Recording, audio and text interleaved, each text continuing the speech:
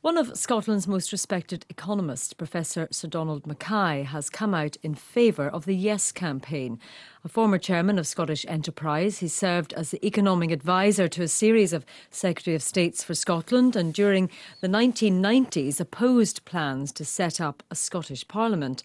Well, today Sir Donald has written to Alex Salmond questioning the UK Treasury's oil and gas forecasts and saying that income from oil and gas could be used to be able to implement the main reforms outlined in the Scottish Government's White Paper. Dear First Minister, from 1974 I have been arguing that the development of the North Sea province... Well, yesterday, James Naughtie, my colleague, caught up with Sir Donald MacKay. I'm with Sir Donald MacKay, who's been studying the oil industry in Scotland and the broader economy for, well, very many years now, since it all began in the early 70s. You have now decided, and you've made it very clear in your letter to the First Minister, that the fiscal position that would face an independent Scotland is a potentially healthy one. What's made you come to that conclusion? I wouldn't say necessarily healthy, but it'll be stronger than the rest of the UK, simply because the forecasts of the Treasury and the OBR seriously understate the likely level of taxation revenue you'll get in, say, the next 5 years. You talk about the Office for Budget Responsibility. Yeah. This is usually held up as an independent office that gets it right. How do you think they've come to get it wrong? Well, the record in forecasting the economy is no better than any other economist, including myself, and it's pretty poor. The record in actually looking at the housing market is pretty poor. In the case of the oil and gas industry, what they haven't actually done is go and talk to the industry. There are at least 3 independent sources of estimating output over the next 5-year period, which come to quite different conclusions from them. These are all based on the evidence of the oil industry itself. The argument, as you know, that is put on the other side is that there is inevitable volatility in the oil price because of all the factors that come in on it, and that an economy which would be unusually dependent on that factor would be inherently weak. That's the argument that's put on the other side. What's wrong with that argument? If you start with getting the output of the industry wrong, which they clearly do, in contrast to all the people who are close to the industry are telling you, you're going to have a bad start. And that's the major thing. The major thing is they get the output wrong and the evidence is clearly against them. The other thing is, no one knows what the oil price is going to be, Jim, right? I don't know, you don't know, they certainly don't know. And the fact of the matter is, if you start off with the assumption that North Sea oil and gas is a liability, you know, the ring and the stick, it's an asset. You just need to know how to manage it. It's perfectly capable to manage it. You make the argument that you believe things should have been done in previous generations with the money that was coming from the North Sea. The question is what you do now. Yes. There is talk from the yes side in this campaign of a potential oil fund, you know, on the model that Norway has. What the other side says is, well, you can't do that now, because in fact you're going to be spending the money you'd put in there on other things. What's your view on that? Could you begin an oil fund now? I wouldn't concentrate on that, first of all. I would certainly concentrate on saying, what do I need to do, what policies do I need to strengthen the industrial, manufacturing and tradable services base of the Scottish economy?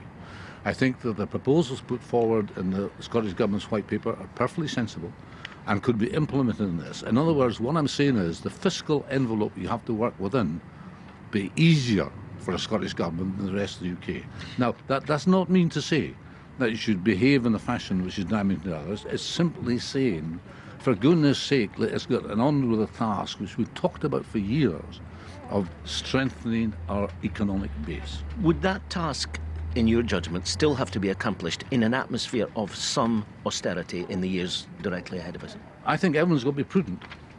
Gordon Brown used to have a friend called Prudence and didn't pay much attention to it, unfortunately.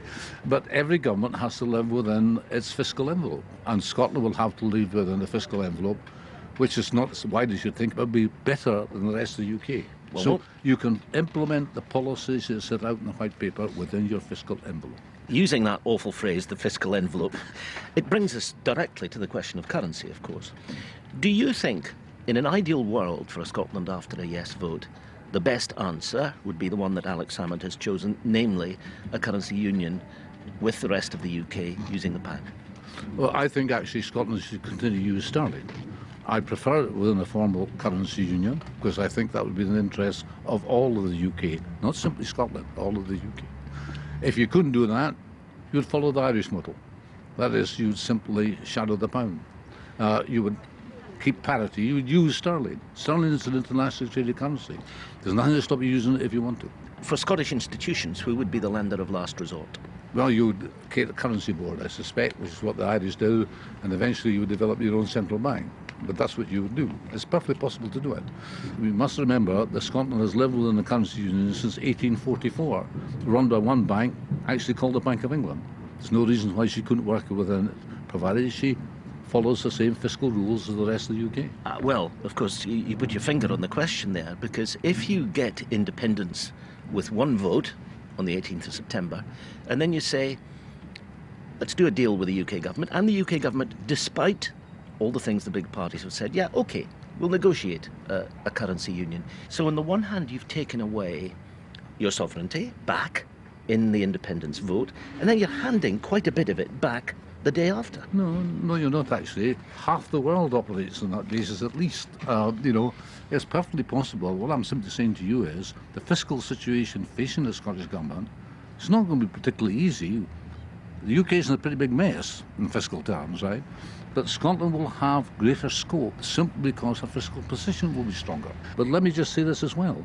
If Scotland does certain things, as is in the white paper, I would encourage a UK government to go and do the same things for all the regions of England outside the southeast. And they could do it if they want to.